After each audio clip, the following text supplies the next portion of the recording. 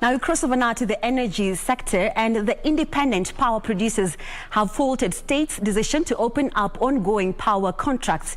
The IPPs says the move is likely to discourage investment in the energy sector. The energy stakeholders now want the government to reduce taxes charged on energy items. IPPs further want a forensic audit undertaken on Kenya's energy system. Dependent power producers have been on the receiving end over the high cost of power in the country. This has seen the government freeze all ongoing power purchase agreements while failing to renew expiring ones. The private power generators say addressing piecemeal reforms in the energy sector will not resolve the cost of power in Kenya.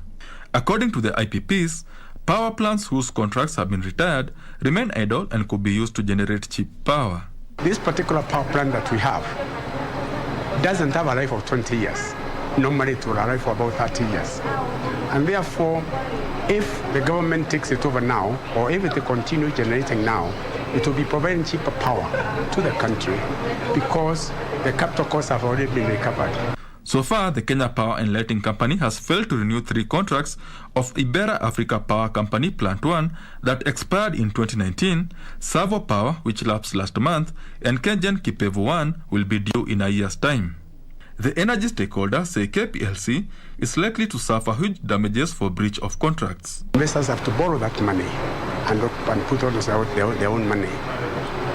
The figure that is agreed upon is supposed to be valid for the parties for a period of 20 years. So, in the course of the PPA, the IPPs have no option but to stick to the numbers that they give.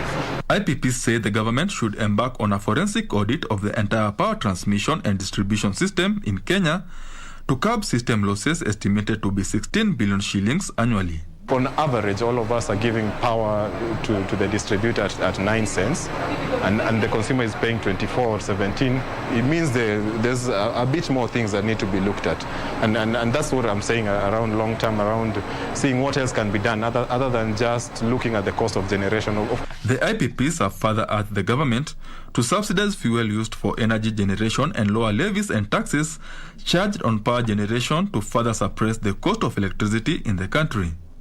Benson Rioba reporting for Prime Edition.